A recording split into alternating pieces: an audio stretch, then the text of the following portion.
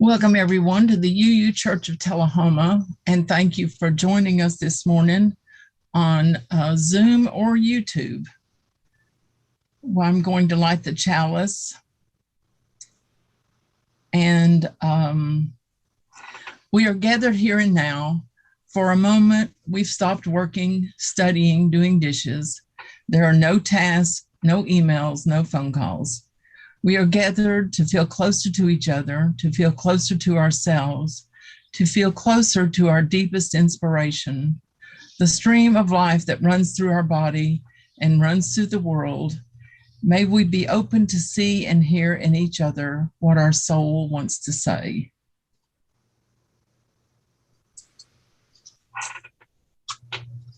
I have one match. That is not working.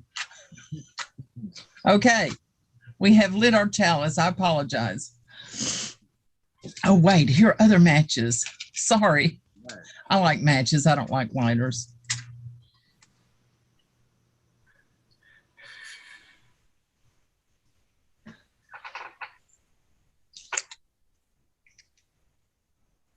Nobody can see that, can they? Okay.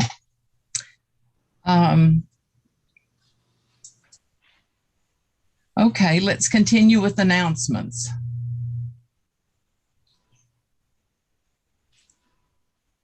Jim. All right, so next Sunday we'll have a board meeting after service, so let people know that's going on. And if any of the members have something they feel the board should address, be looking at, give me a call, let me know. And then also our COVID numbers, Chuck is still monitoring that and sharing it with the board, and the numbers are kind of flat right now. So I guess that's a good thing, but going along with that, Chuck has said, and if you want to say more, Chuck, please do. The number of tests are not real high right now, so that number may not be real accurate. If we had more tests, our numbers very likely maybe still going up or higher than what it looks like. So we still have a lot of cases here in this area, so be careful. And Rick has told you, don't, and I agree with him totally, don't rely totally on the vaccine. Wear a mask, social distance, be smart. So that's it. I can add to that. A friend of mine went on a national park tour, and there were 38 people on the tour. They were all vaccinated, and as of Wednesday, 80% of them had COVID.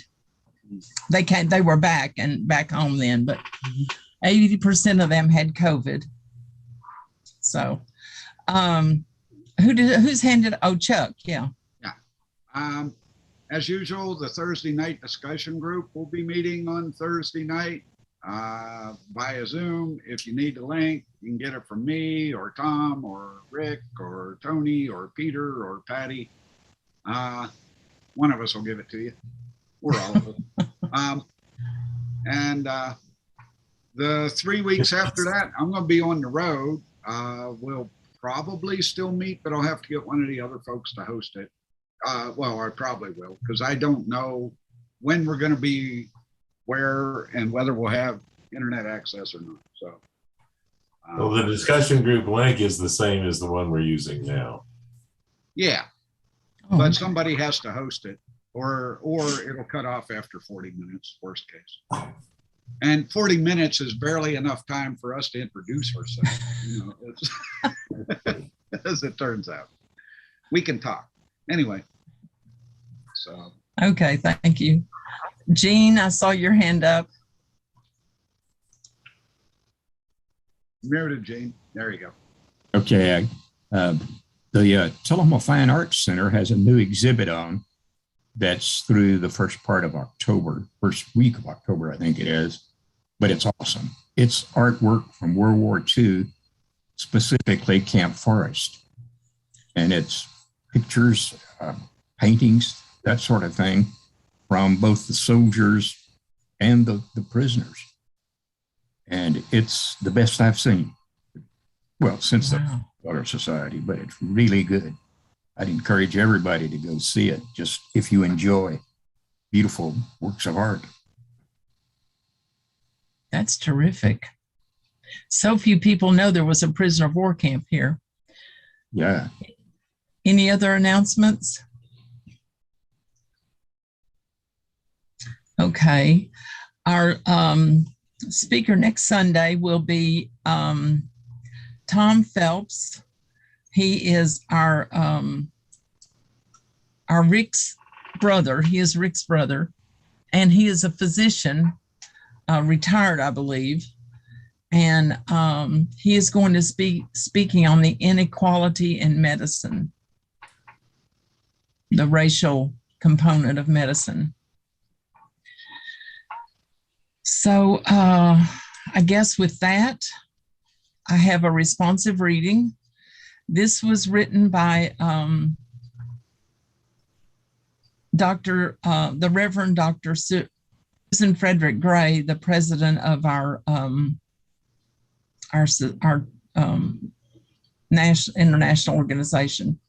And this was in a press release on, yesterday. And I also wanted to say that, I'll mention that later. It says, as we continue to face fiercely urgent moral issues on a global scale, we always have a choice before us. May we choose love and an overflowing compassion that seeks only the well-being of all our neighbors, all people with whom we share this earth. And that was from a press release about 9/11 20th anniversary. And now we will go to our speaker, Chuck Morgret. Oh, am I speaking today? Okay. Well, I'll make something up. Okay. Okay. The title of my talk today, that I'm making up as I go, well, not really, is The Pursuit of Happiness. And I want to start by saying what sparked my desire to do a sermon on happiness was my own experience of not really knowing what happiness was until one day, not all that long ago, when I suddenly realized that I was happy and that it had kind of snuck up on me. Since that realization, being someone who thinks too much, I've thought a lot about happiness. So I thought I'd do a talk based on my own experience about my perceptions of what happiness is and how one might go about achieving it. Not because I'm any sort of expert on the subject, almost the opposite, but because I seem to have gotten there, maybe more in spite of my efforts than because of them. And maybe some of you might find my insights helpful. But when I started trying to put together a little bit of backstory to put this talk in context, I realized I was going to need more than a little bit for it to make any sense. So, as others in our congregation have done before, rather courageously, I've always thought, I'm going to have to tell you about my life in some pretty intimate detail, which makes this quite a different talk than I originally envisioned and quite a bit different from my usual talks. But before I start into that, I do want to talk about the concept of happiness just a little. I'll get into more detail later. Happiness is a fuzzy concept. I found a Psychology Today article online on happiness that begins with this: happiness is an electrifying and elusive state. Philosophers, theologians, psychologists, and even economists have long sought to define it. And that's all I'll quote from them, because this talk is about my views on happiness, not theirs. So right off, I think part of the problem people have in finding happiness is that they only have a vague idea of what it is that they're pursuing. I think of happiness as a sort of emotional ground state. It's not about the day-to-day or moment-to-moment ups and downs of life. It's more about having an overall positive outlook. It's less about things happening to you that make you feel good than it is about still feeling good when you're sitting quietly with your own thoughts. It's feeling that you are who and where you ought to be on the path you ought to be on. It has a lot to do with looking in the mirror and liking the person looking back at you. It took me a long, long time to get to that point. I thought of my early childhood as happy. I think when you're young, you don't have anything to compare your life to. So whatever your situation, you think that's just the way things are supposed to be. And it's not until you get to maybe school age and start learning about the wider world a little that you realize maybe your life wasn't so perfect. In the Dick and Jane books, their dad went off to the office in the morning and came home at 5, and their mom had dinner on the table for all of them at 6, I think it was. And I remember getting the subliminal feeling that we were doing it wrong because my dad was a truck driver, often gone for 2 or 3 days at a time, and we often had dinner without him.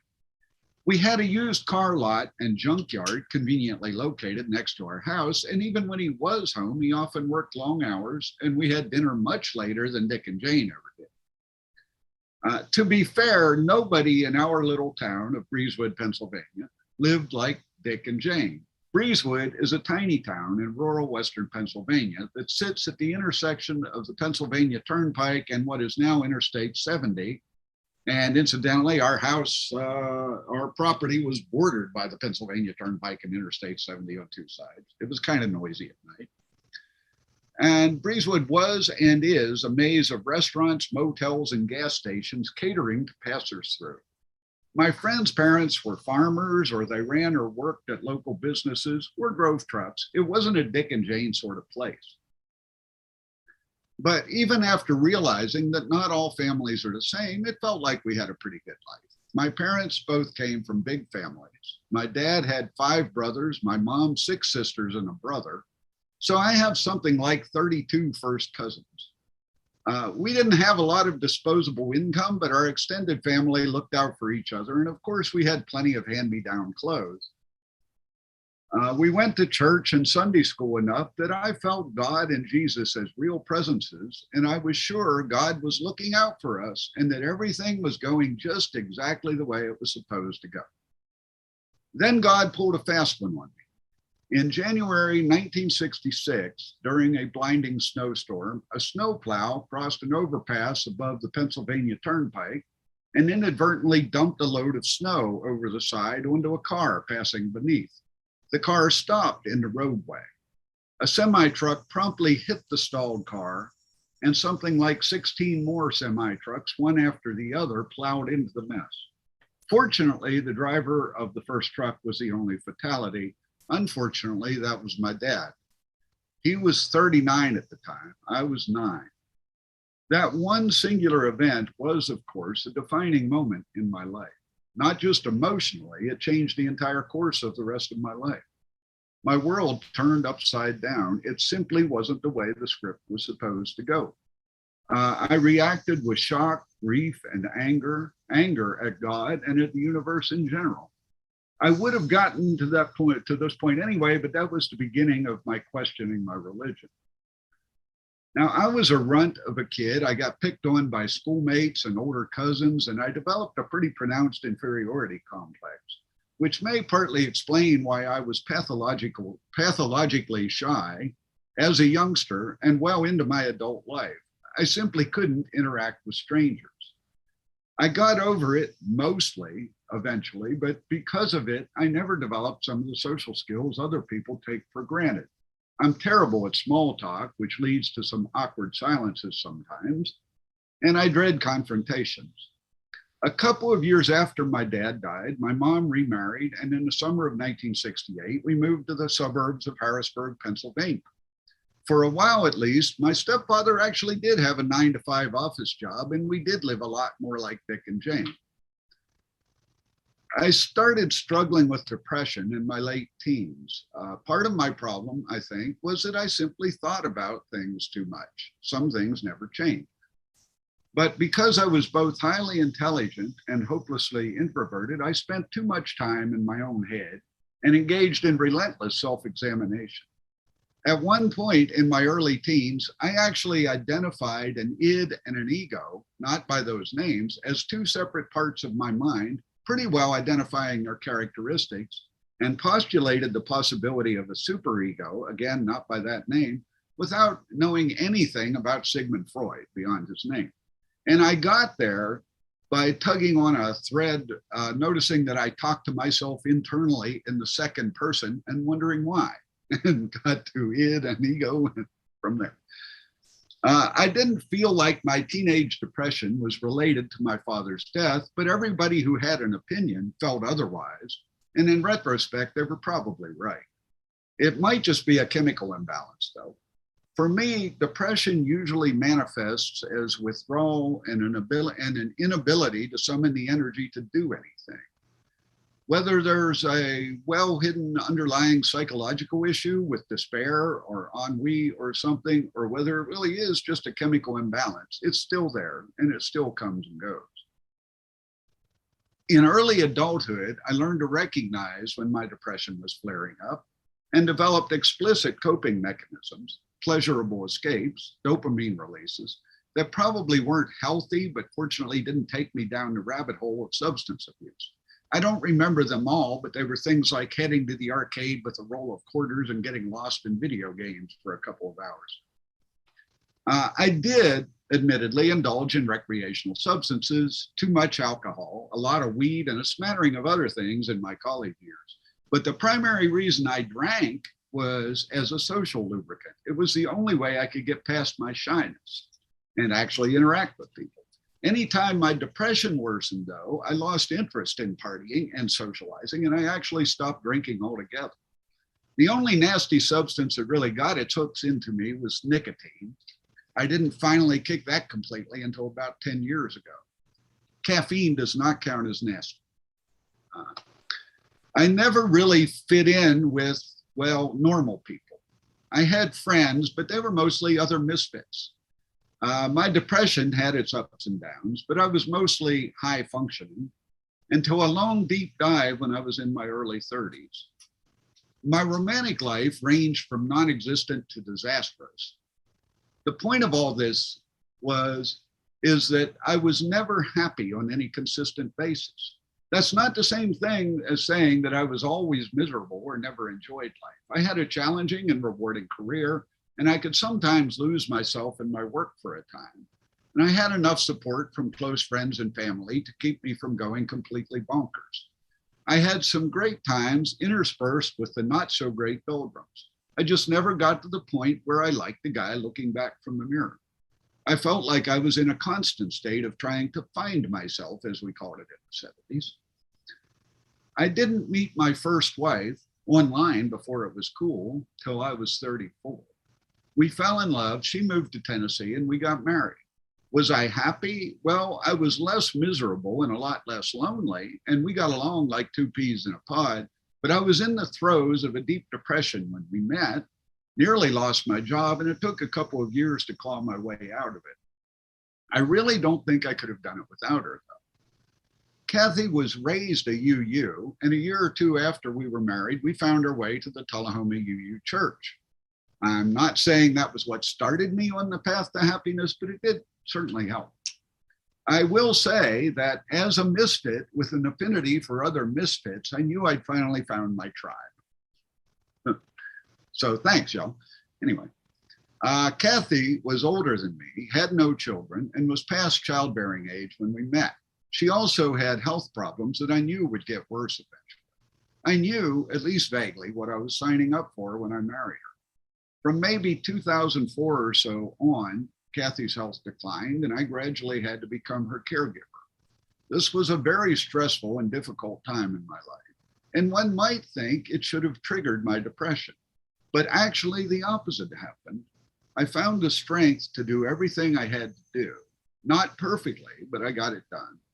I was actually surprised to realize that I'd apparently grown up somewhere along the line, and that I could summon the strength and the skills I needed to get through what was the toughest period of my own life while doing everything I could to care for and support my wife, who I kept reminding myself had it worse than I did. And I finally started to like that guy in the mirror. Somewhere during those days, I discovered Buddhist meditation through Thich Nhat Hanh's writings, which helped immensely, even though I practiced it pretty sporadically. Kathy spent her last 3.5 years in a nursing home. Fortunately, it was only 5 minutes from home. Most of my days consisted of going to work, coming home, grabbing a bite to eat, doing whatever chores couldn't wait, spending the evening with her, and then going home to an empty house. Well, except for the cats, who made it a lot less lonely. After Kathy passed in 2012, Buddhist mindfulness meditation helped me confront and process my grief head on. My grief was intense, but I worked through it fairly quickly. I later realized that was partly because I'd done most of my grieving in slow motion over the last several years, and I was in large part prepared for my loss. It wasn't exactly a surprise. And then I made a fateful and deliberate decision. I took a good hard look at myself and at my life and where I was in my life, and decided that I was too young to give up on love just yet, to pack it in and resign myself to single life, but I was too old to sit around marking time waiting for burial. If anybody in my life at the time thought it was unseemly that I didn't wait longer than I did to start dating, they kept it to themselves. But my friends and family respected my ability to make the right decisions. So I went back to online dating. Hey, it worked before. And in fairly short order, met Annie, fell in love, moved to Sewanee, and soon realized that I was not only happy, but ecstatically so. Happier than I ever thought possible. When Annie was put into an untenable situation at work, I encouraged her to retire. And what I tell people is that 6 months later, I got jealous and had to retire too. The truth is, though, that I'd been aiming for years to retire as soon as I was financially able. We were married in 2015, and I got 3 wonderful adult stepdaughters out of the deal. And now I have 2 delightful grandsons, despite having skipped the whole having children first part. So now we're happily retired, far from wealthy, but comfortable, living in a modest home, but one that could pass for a mountain vacation retreat in a college town, which I'd always thought would be an ideal place to retire to because colleges always have a lot of interesting activities going on and they're mostly free. And we have our wonderful church community, and we're plugged into a few other social and civic groups. And I wake up every morning realizing that I'm ridiculously, deliriously happy and wondering how the hell I got here. As the song goes, what a long, strange trip it's been. And on that note, I'm going to talk about some of the things I've learned or think I've learned, mostly the hard way, about happiness and the attainment thereof. Happiness, I think, is closely linked to peace of mind, an inner calm that I always strove for, but took 40 plus years to actually start achieving. Part of the reason is that I never really had a good idea what happiness looked or felt like. I knew I wanted it, but I didn't know just what it was. I've never felt like a person should have a detailed plan for their life and then consider themselves a success if they follow it to the letter. I think it would be terribly boring to have your life go exactly like you expected it to go. And one way to unhappiness is to be so committed to one particular path that you can't adapt and improvise when life throws you a curve, which it will. If you are able to roll with the punches and adapt to changes gracefully while still holding on to what's important, you're a lot more likely to be happy. There's a close link between happiness and spirituality. Happiness depends on feeling that one is plugged into reality in a way that feels right.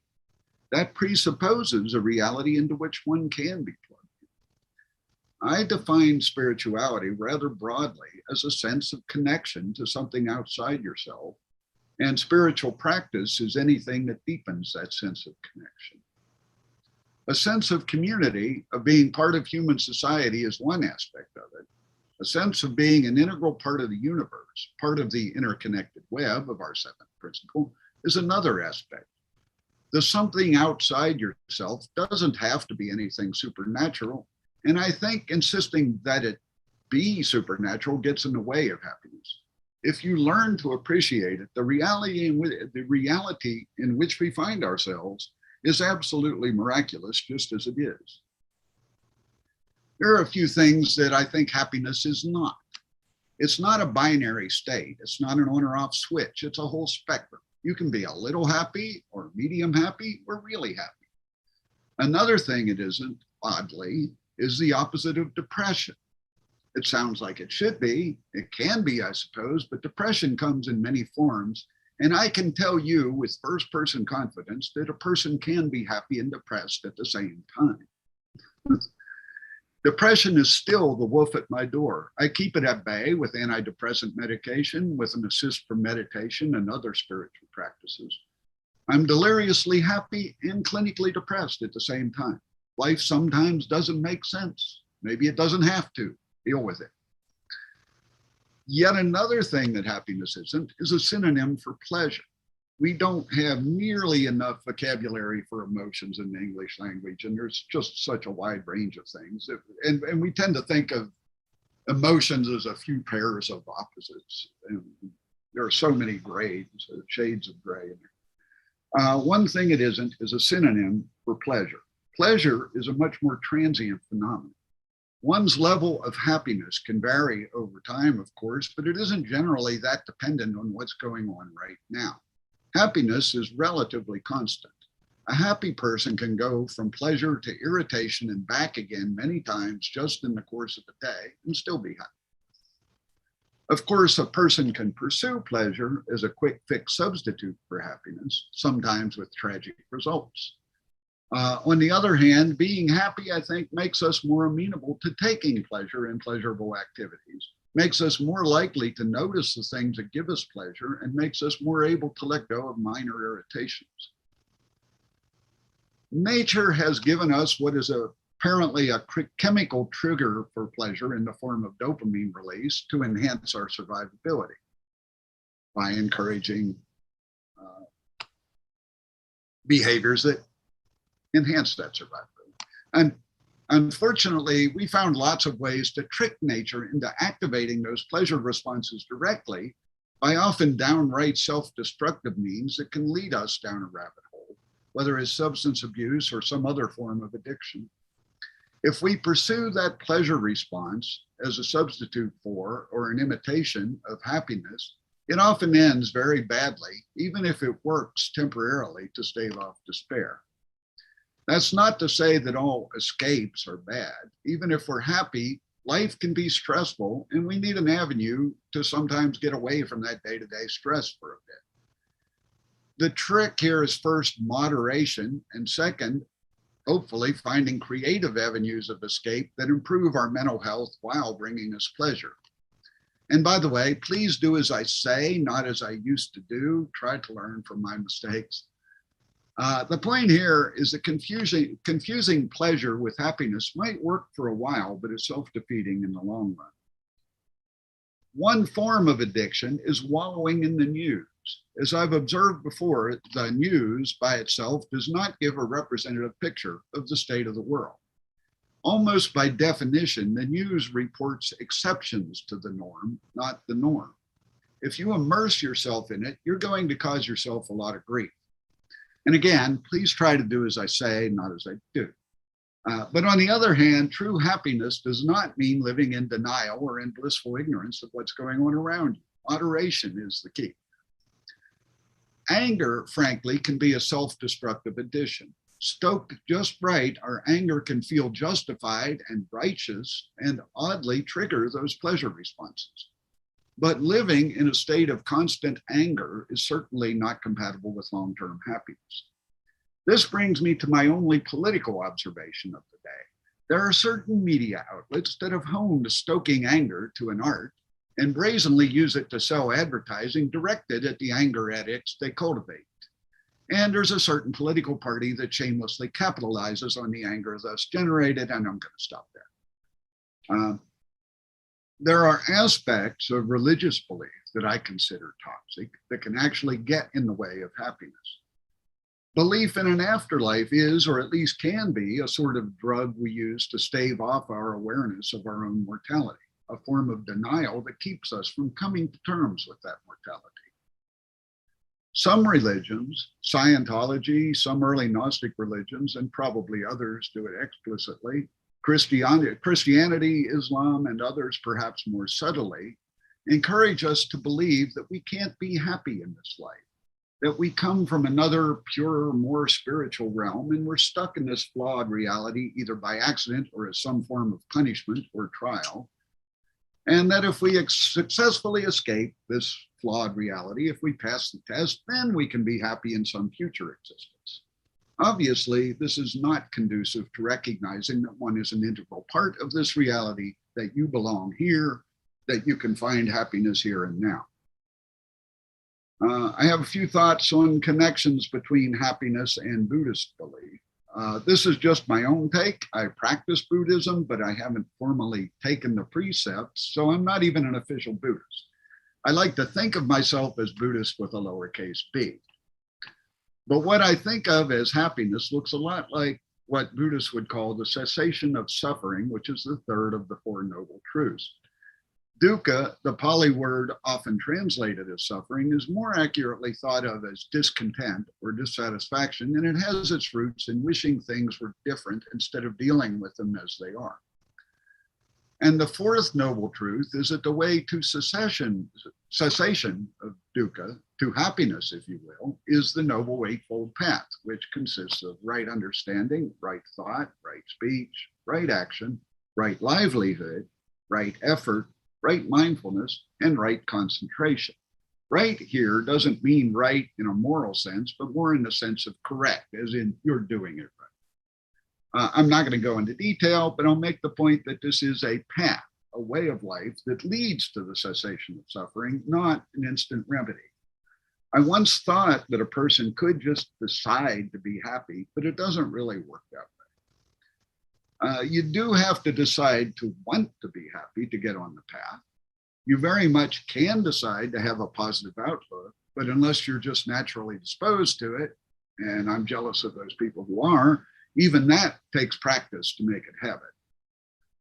One more Buddhist observation is Thich Nhat Hanh's metaphor that we have within us seeds for happiness, joy, compassion, and other positive emotions, and seeds for anger, despair, envy, and other negative emotions. And the seeds that grow are the ones we water. And the Eightfold Path is all about watering the correct seeds. You don't have to be a Buddhist to benefit from Buddhist insights. You don't have to have any particular supernatural belief to benefit from Buddhist insights. Now, I am fully aware that to even be able to begin to pursue happiness, a person has to have some of their basic needs met. To be able to carve out some safe space, to be free from actual abuse or living in constant real dread, to have food and shelter and some faith that those things will continue. There was a study once about the connection between income and happiness that showed that money did buy happiness up to a certain level, which I don't remember the number, but it was roughly, a middle-class income for a family of four, or lower, that showed that up to that point, money bought happiness, and after that, it didn't really add it. And that point was because at that point, generally the family had their basic needs met, with maybe a few extras, but mostly they had a roof over their head and food on the table and transportation and so forth, and so they didn't have to worry about that stuff. Perhaps most of us live closer to the edge than we like to admit. Perhaps Thoreau's observation that the mass of men lead lives of quiet desperation wasn't far from the mark. If you have your basic needs met and thus have the opportunity to pursue happiness, please have the compassion to try to help others who don't. A word on so-called law of attraction or laws of attraction. I don't believe that there's anything magical or supernatural about a law of attraction. The universe does not actually change to satisfy your desires. But what you expect to find, to some degree, what you visualize will manifest, because what you expect to find will open your eyes to things that might otherwise escape your notice, for better or worse. In other words, visualizing the way you want things to be doesn't actually cause reality to bend to conform to you, but it does help you bend to conform to reality. The world around you can always be seen as heaven or as hell. That's a subjective interpretation you're putting on it. The world's always been good and bad at the same time. During my teen depression years, I for a while blamed my depression on the state of the world. And then I realized fairly quickly that I was really projecting. We really did live, and we still do, but it was more obvious back in the 70s and 80s, that we really did live one miscalculation and 30 minutes away from total nuclear annihilation. We all live with that little nuclear sword of Damocles hanging over our heads, which, if you thought about it very much, would depress you. But I blamed my depression on that, when what it really was I was depressed and I was projecting that on my view of the world. Things that will help you achieve happiness, I think, are one is keeping a sense of humor. That's really important. That includes having the ability to laugh at yourself, and it includes just keeping a sense of perspective. One does not want to take life too lightly, but one doesn't want to take it too seriously. There's a balance. Another thing is gratitude. I used to have a semantic problem with that, because to have gratitude, I thought meant to have gratitude, to be thankful to someone. And if you didn't believe in God per se, it's like, who exactly are you thanking? Well, I learned to do sort of like what Casey Reddy used to say, that he prayed to. He prays, but to whom it may concern. Well, I send out gratitude to whom it may concern, but just to basically not take anything that you're given for granted. Whether it's something the universe provides for you or something the people in your life do for you, just don't take it for granted. And that includes maybe especially people that some people think are obligated to you, family, people you're married to, for example. Don't take them for granted, ever. And keep a sense of humility. And another thing that helps is channeling your need for escapes into creative escapes, hobbies like art, music, gardening, cooking, things that will actually possibly help your mental health as you do them, rather than, just be a temporary fix. Things I think don't help are wallowing in negative emotion. I don't remember the number exactly, but emotions actually, predictably, if you don't feed a negative emotion that pops up and just let it pass, don't try to repress it, but don't feed it, and just let it pass, it'll be gone in like less than a minute, generally. So I apply this to like when I'm in traffic, somebody cuts me off. Yes, it irritates me, but you don't hang on to it, because 30 seconds later, someone else is going to do it again anyway. So it doesn't help it doesn't help you to hang on to that stuff. And the other thing is using pleasure as an escape or as a substitute for happiness. Sometimes we live closer to the edge than we'd like to admit, and sometimes we have to do that to survive, to keep ourselves sane. But in general, just avoid unhealthy escapes. And this sort of goes with the Buddhist admonition to avoid intoxicants, but it's in a broader sense of the definition of an intoxicant. I think I've now touched on everything I wanted to touch on. I hope I've been preaching to the choir, and that you all have either found happiness or on a path toward it. So I'm going to stop here, and I hope I spark a good talkback session. As always, I'll leave you with this. Life is hard, so help each other through it and try to leave it better than you found it. Thanks for listening. Thank you, Chuck. Thank you. I think that was very interesting. I'm going to close with our little hymn. As we leave this friendly place, love give light to every face. May the kindness which we learn light our hearts till we return.